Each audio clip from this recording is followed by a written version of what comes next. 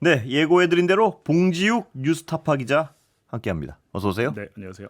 오늘은 왜 모셨냐면요. 네, 대장동 사건이라고 하면 지난 대선 내내 또 몇 년을 말입니다. 네. 대단한 어떤 이재명 당시 대표 후보의 커다란 비리 의혹인 것처럼 네, 그렇죠. 정말 어떤 모든 언론을 잠식했는데 맞아요. 지금 뭐가 남아있나 싶을 정도로 이상해져 있습니다.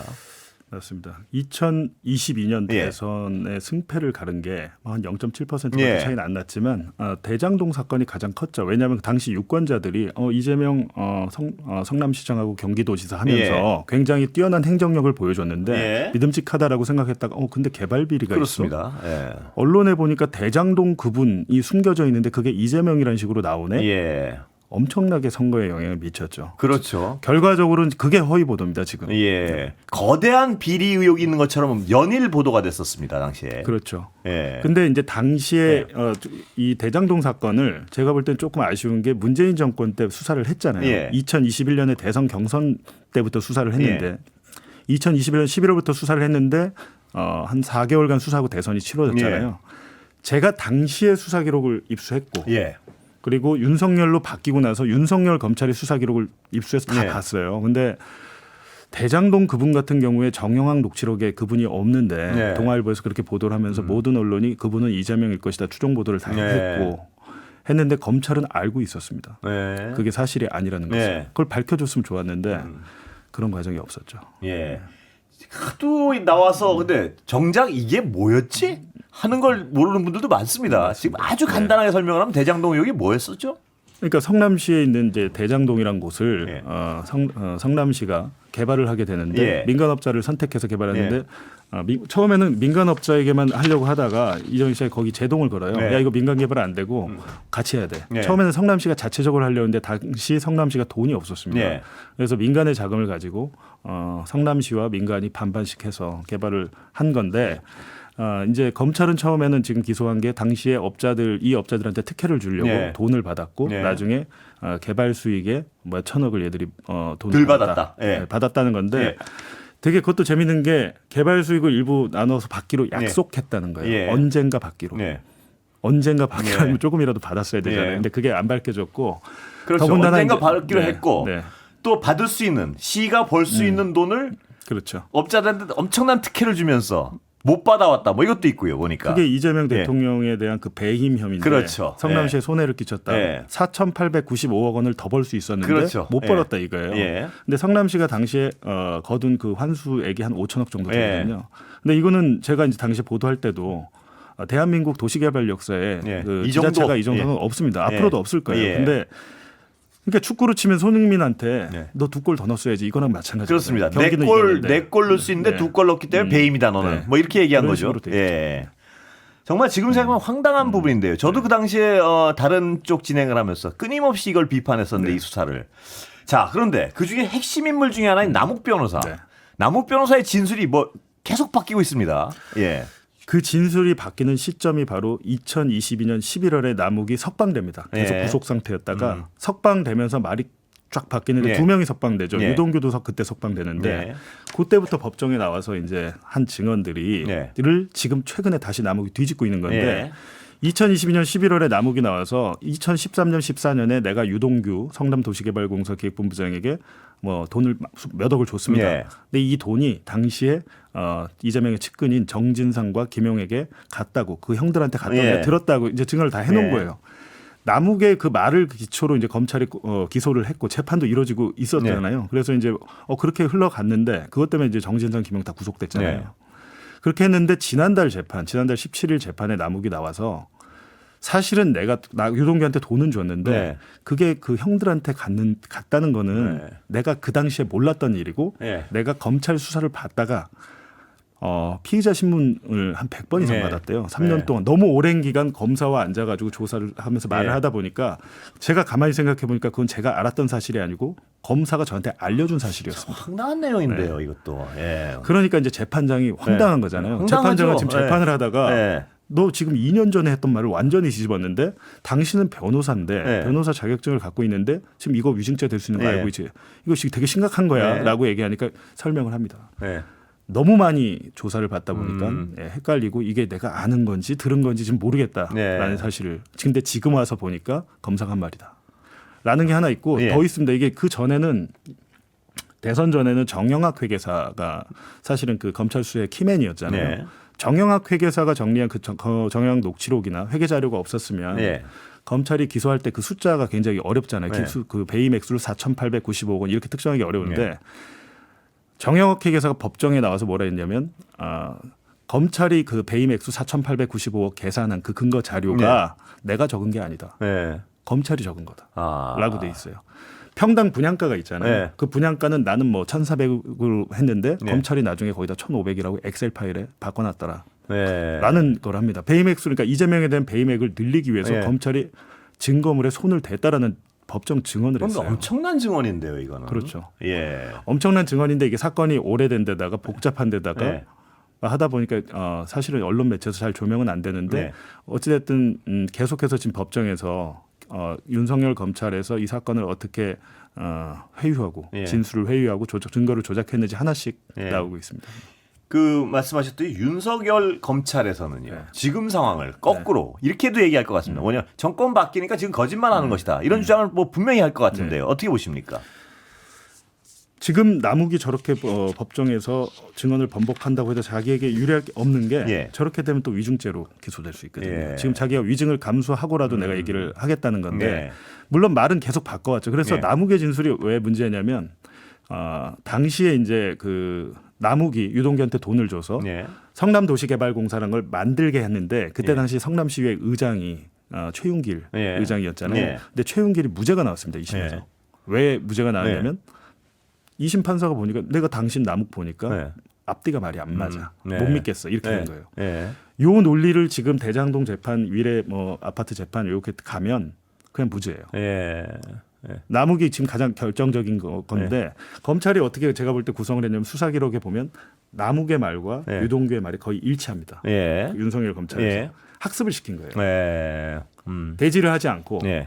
얘한테 이렇게 들어서 이렇게 조서를 꾸미고 예. 이 조서를 기반으로 유동규한테 또 질문을 해서 예. 조서를 꾸미고 이런 식으로 계속해서 학습과 세뇌를 시켜서 예. 한 건데 이거는 제가 수사 기록 전체를 본 입장에서 어떤 생각이 예. 드냐면 당시에 유동규가 석방되면서 예. 석방되자마자 첫 조사를 받을 때 예. 본인의 그 동거녀는 예. 처벌하지 말라달라는 자필 탄원서를 냅니다. 예. 남욱도 마찬가지예요. 예. 남욱도 그 범죄 수익을 은닉하고 뭐 하는 과정에서 본인의 부인이 연루되어 예. 있었어요. 그러니까 예. 제가 생각하기엔 두 가지죠. 예. 가족을 좀 건드리지 말아달라는 예. 거. 그러니까 검찰로부터 뭔가 특혜나 편의를 네. 받기로 약속하고 진술을 변경했던 것 같은데 예. 지금 이재명 정권으로 바뀌었는데 예. 그 검찰이 그 약속을 지킬 수 있습니까? 예. 그러니까 이렇게 나오는 거죠. 아, 그렇게 네. 주장하시는군요. 네. 예. 자, 그렇다면 지금 남욱이나 네. 이 사람들이 얘기하는 게 이제 지금이 진실일 가능성이 분명히 다분히 높다. 이렇게 판단을 하시는 건데 네. 만약 지금 이 말하는 진술이 사실이라면 네. 이 대장동 사건의 어떤 이 거대한 이 스토리가 완전히 근원이 무너지는 거 아닌가요? 그러니까 저는 기본적으로 예. 만약에 제가 수사 기록을 봤는데 예. 이재명 당시 뭐 민주당 대표 지금 예. 대통령에게 돈이 한 5천만 원, 500만 예. 원이라 간 게 있으면 제가 예. 그 기사를 썼을 겁니다. 예. 근데 지금 보니까 이거를 사건을 만들어가는 과정이 수사 기록이라는 것은 검찰이 내가 수사 기록을 100장을 만들어놨다면 예.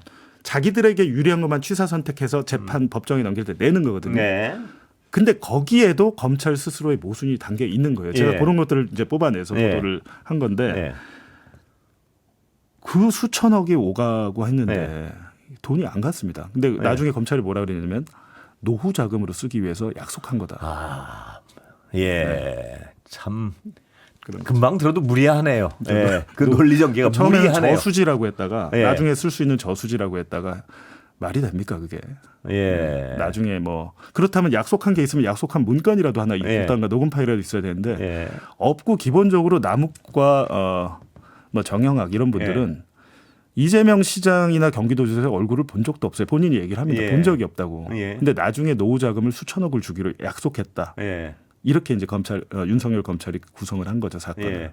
그러니까 이게 청취자분들 중엔 약간 이해가 뭐 기억이 안 나는 분도 계실 거고 이런 게 있지 않습니까? 뭐냐면 민간업자한테 공사를 맡겨놓고 네. 이익이 나면 그 이익에 비례해서 돈을 받기로 하면 되는 거 아니냐 이런 주장을 했던 거 아닙니까? 네. 그런데 그동안 과정을 보니까 민간업자들한테도 고스란히 맡겨놓으니까 네. 이익이 나면 이익이 나는 만큼 시혜를 받자 그러니까 비용을 자꾸 높여가지고 이익을 안 나게 만드는 거 아닙니까? 보통 그 업자들이. 경기도 예. 양평에서 최은순이 예. 아파트를 짓잖아요. 그렇습니다. 그게 분양가가 800억인데 예. 비용을 부풀려 가지고 개발 이익금을 내야 되잖아요. 예. 안 냈습니다. 처음에. 안 내죠. 근데 그게 바로 민간 개발이에요. 그렇죠. 그런 일이 비일비재하니까 당시 이재명 시장은 그러지 말고 네. 일정 액수 그냥 떼줘라 이렇게 한 거 아닙니까? 그러니까 실제적으로 정영학 녹취록이나 이런 걸 보면 자기들끼리 얘기한 거잖아요. 예. 2015년, 6년, 7년에 이재명 성남시장 욕을 엄청 합니다. 예. 깡패라. 왜냐하면 예. 처음에 우리가 해주기로 한 것만 다 해줬는데 예. 야 터널도 지금 우리한테 뚫어달라고 예. 여기 그러니까 배수지도 시가 해달라고. 더 가져가려고 자꾸 했다고 욕을 계속 하는 거 아닙니까? 뜯어내니까 예. 이 깡패를 뭐라 그러고 또 예. 하냐면 정영학과 김만배가 이렇게 얘기합니다. 아 이거요. 나중에 우리가 소송 걸어서 받아낼 수 있습니다. 예. 그런 시가 사례가 너무 가지고 있습니다. 간다 이거죠, 네. 그러니까. 예. 그렇게 모의를 하는 게 녹취록에 있어요. 예. 그래서 이제 저희가 정영학 녹취록을 전면 공개했잖아요. 예. 그러니까 관심이 있으신 분은 1325쪽이니까 쭉 읽어보시면 재밌고 예. 저한테 뭐 영화 뭐 하자고 제안도 많이 오는데 예. 그거 보시면 아마 많은 시나리오가 나올 것 같습니다. 아 영화도 재밌을 것 같아요. 그 어떤 네. 그런 과정을 보면. 예. 그렇습니다. 그러니까 당시에 지금 말씀하신 그 수사 기록에는 이재명 당시 시장이 돈을 시 쪽으로 더 가져오려고 자꾸 그러니까 네. 자기들끼리 모여 앉아서 욕을 했다는 거 아닙니까? 공산당이라고 하죠. 거기 예. 있습니다. 녹취록에 있고. 근데 그걸 검찰이 봐놓고도 다른 주장을 했다는 거 아니에요? 그러니까 다 떠나서 그렇다면 돈이 갔어야 되는데 예. 이재명을 위해서 쓰기로 했다 뭐가 있어야 되는데 그렇다 보니까 김용 전 부위원장과 정진상 실장을 엮은 거예요. 예. 얘들한테 돈이 가지 않았냐는 건데 예. 그것마저도 지금 최근에 남욱이 진술을 바꾸면서 무너졌고 예. 당시에 유동규가 개인적인 빚이 있었는데 예. 철거업자한테 줄 3억 정도 돈이 있었는데 거기로 지금 돈이 간 걸로 추정이 되는 게 그 아. 철거업자가 최근에 법정에 예. 진술을 했습니다. 예. 자기가 유동규한테 당시 돈을 받았다는데 그럼 유동규가 돈 넣을 구멍이 없잖아요. 예. 남욱한테 받아서 그대로 이제 준 게 아. 드러나서 예. 제 생각에는 김용 부위원장 같은 경우에는 예. 지금 구글 타임라인 문제도 있고 해서 대법원에서 파기환송될 확률이 굉장히 높아 보이고요. 예. 정진상 실장 같은 경우도 그 뇌물혐의나 이게 아마 인정이 안 될 확률이 꽤 높아 보입니다. 예.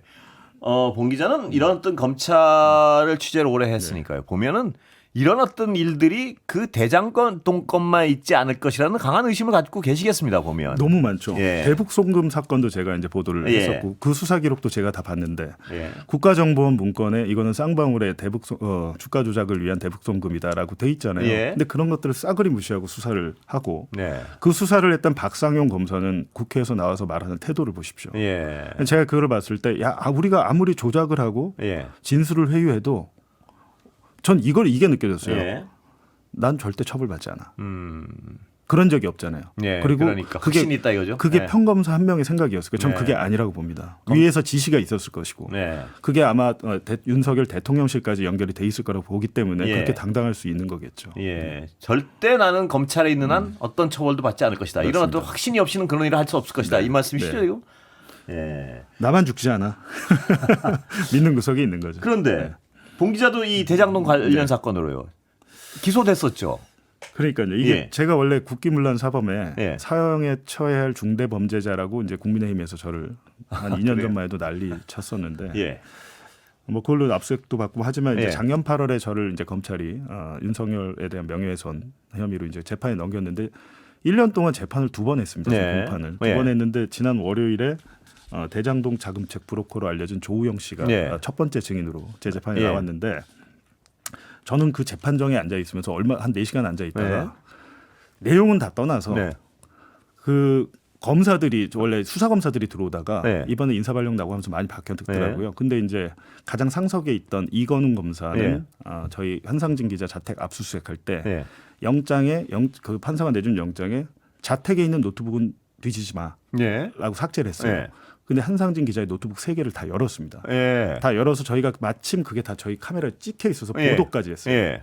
보도까지 그 하고 명백한 불법 아닙니까? 그것도 있고 예. 뭐 한상진 기자가 보내지도 않은 문자를 보냈다고 뭐 증거 조작했다가 예. 저희가 또 막 항의하니까 그걸 뭐 하여튼 뭐 복잡한 일이 예. 있었는데 이분은 이제 수사를 받아야 될 분인데 예.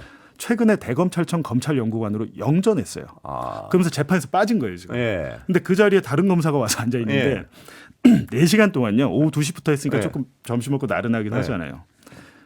4시간을 내내 자다가 가더라고요. 검사가. 법정에서요. 네.